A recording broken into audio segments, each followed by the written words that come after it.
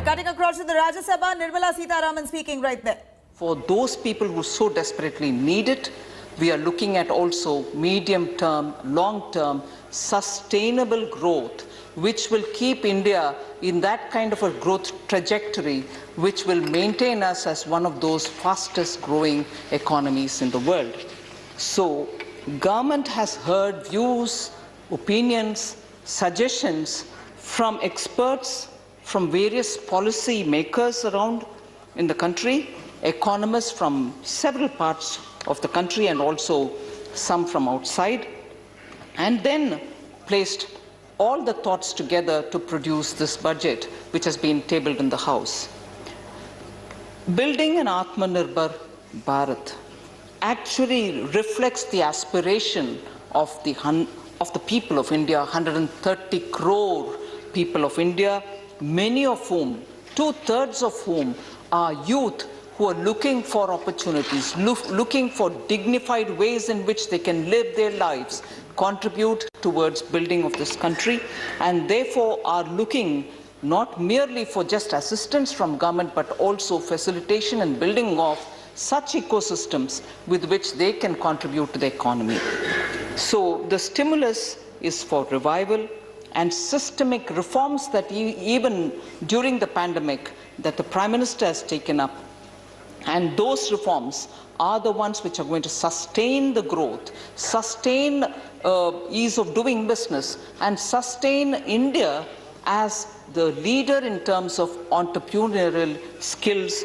And therefore, the blend of looking at stimulus provision and also not losing out on the opportunity that we can derive, even though we are living in a pandemic situation, to reform and make India a better managed, better governed country for our youth.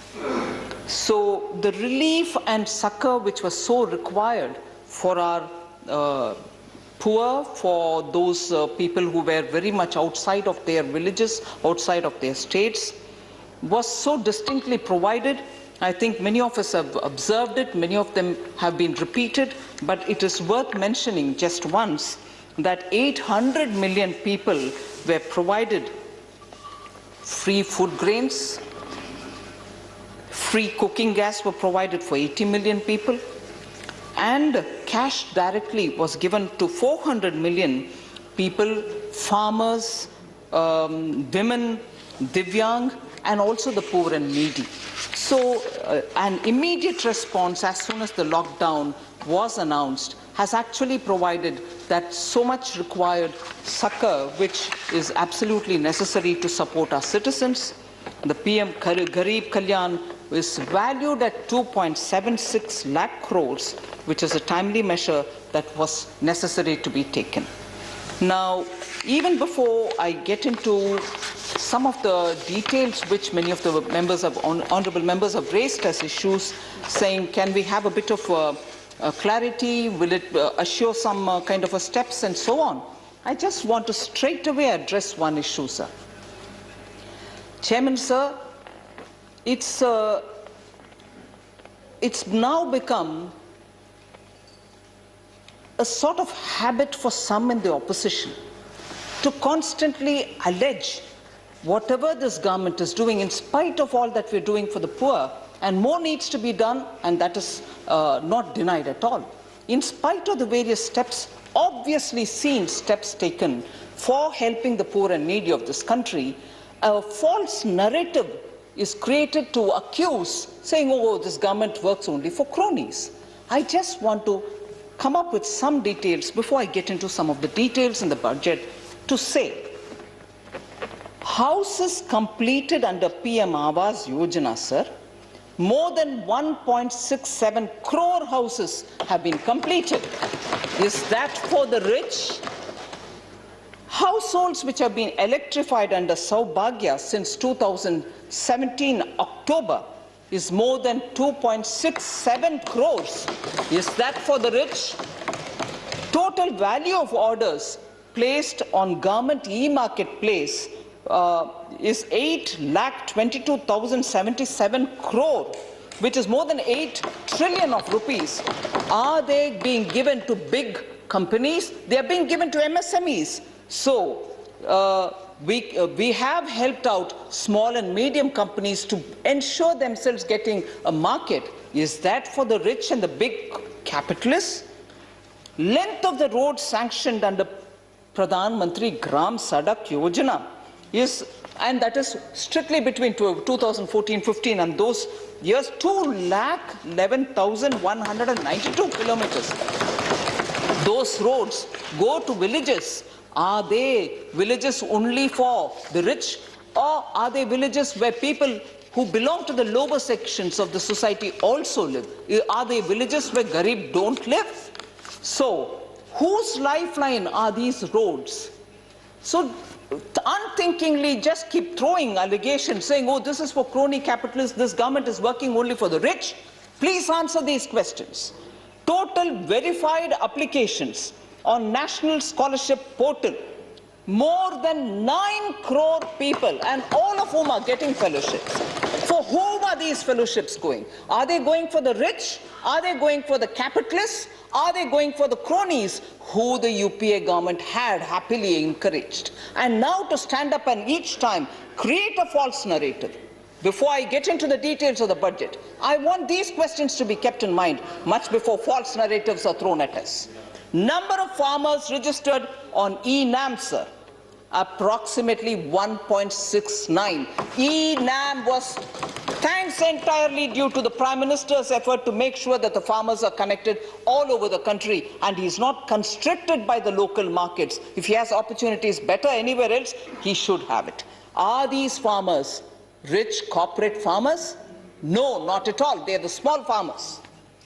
Number of digital transactions, sir, via UPI from August 2016 till January 2020. More than 3.6 lakh crores. UPI is used by who? The rich? The corporate? No, not at all. The middle class, the smaller traders, all of them use UPI. So who are these people then? Is this government creating UPI, facilitating digital transactions to benefit some rich cronies, some damads? Not at all. It is helping only the poor. Number of farmers registered, sir, under PM Fasal Bima Yojana, almost 9 crore farmers. Farmers who benefit out of Fasal Bima Yojana are not large corporate farmers. So, when you allege us, saying you're not taking care of small and medium-sized farmers, Prime Minister, while standing and speaking in response to the debate on presidential address, spoke extensively about small farmers. And I want to remind you of this number, which is the number which benefits from PM Fasal Bima Yojana. For whom is that? Loans sanctioned under Mudra Yojana. More than 27,000 crores have gone under the Mudra Yojana. Who takes Mudra Yojana? Damads?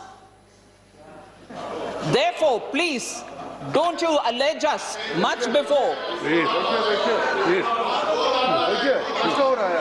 Sir. Please. अब बैठ जाए किसी का नाम लिया नहीं उन्होंने unnecessary आप क्यों फोर्स करते हैं Sir, Damad, I didn't think I would trade back of the Indian National Congress. Please. Damad, No. हर घर में होता है. Digvijay Singh ji, it is not going on record. Why are you wasting your energy? Specialized नाम है.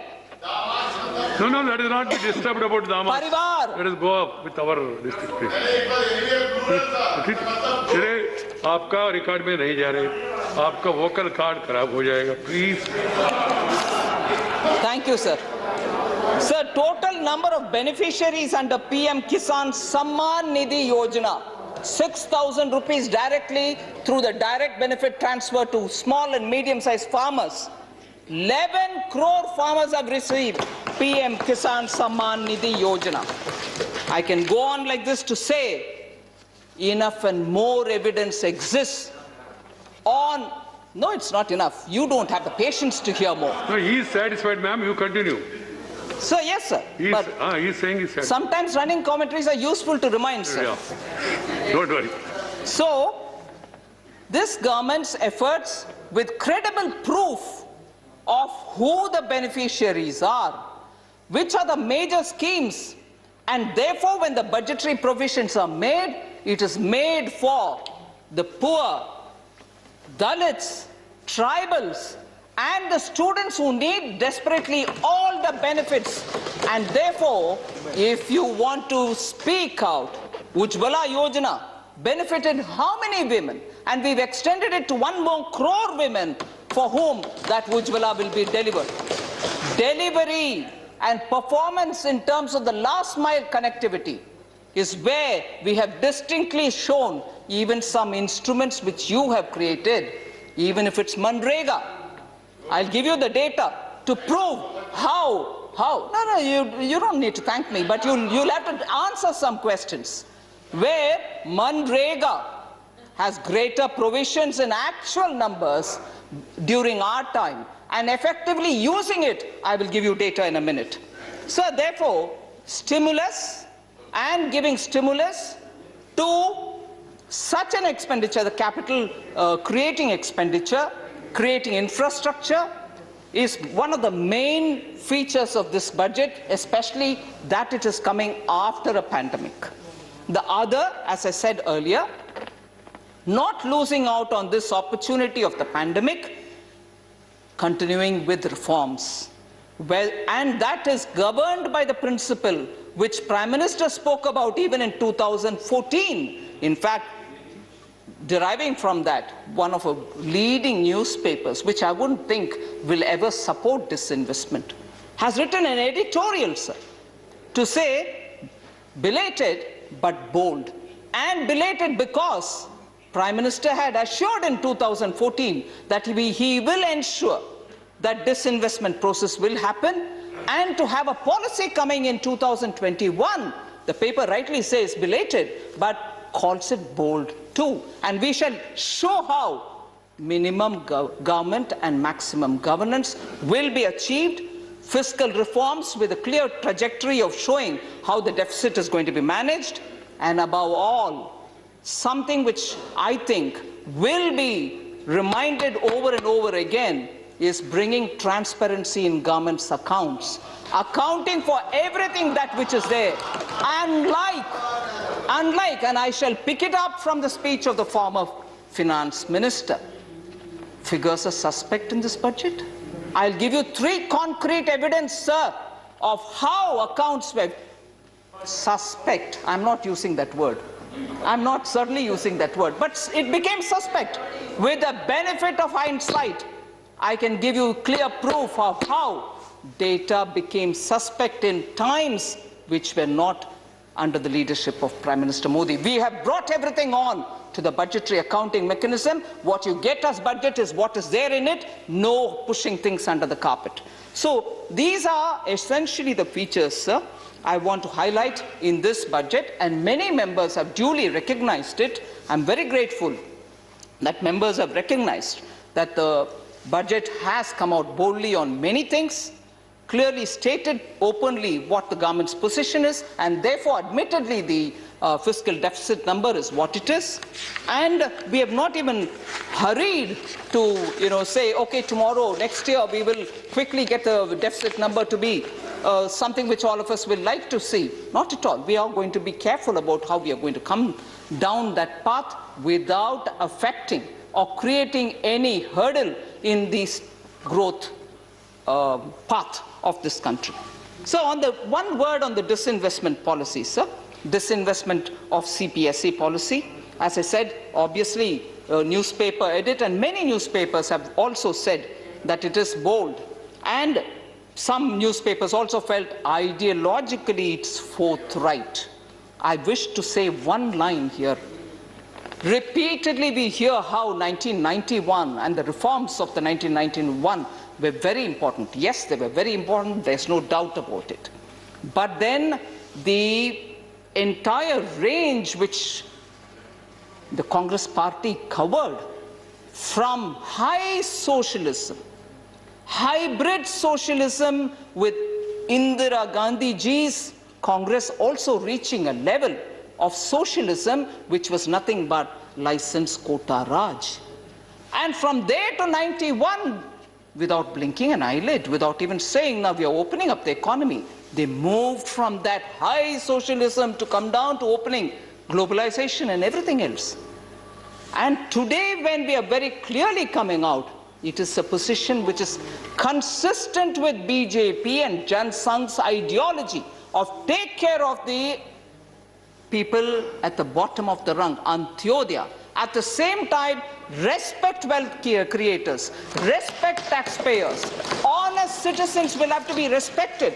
And that certainly is in line with and is very consistent with the policy which our earlier version, the Jan Sangh, the BJP, all of which have maintained continuously that entrepreneurs in India have always shown their strength and achieved such glories, and we should respect them rather than constrict them through all kinds of holding and regulations and providing of license. So therefore, the route in which we have gone in order to achieve the stimulus is to fund infrastructure both in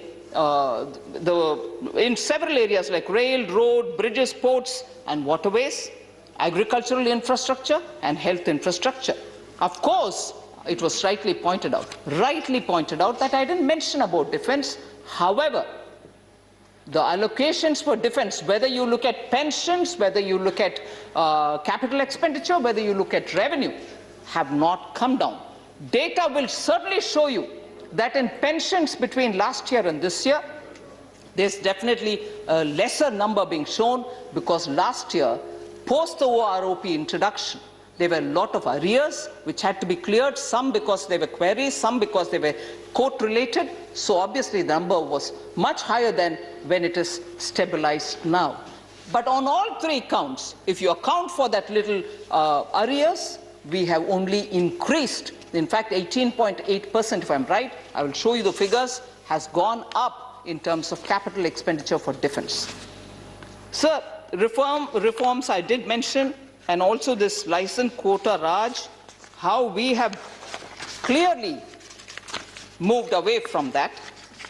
Now I will go item by item on heads on which several people have asked questions. Honorable members have asked questions on health, defense and so on. I'm not responding one by one, taking the name of honorable members, but by topic I'm responding and hope to cover the issues raised by honorable members. Hello everyone, this is Rahul Kamal here. Hope you enjoyed this video. For the latest news and analysis, like and subscribe the India Today YouTube channel, and don't forget to press the bell icon to stay updated.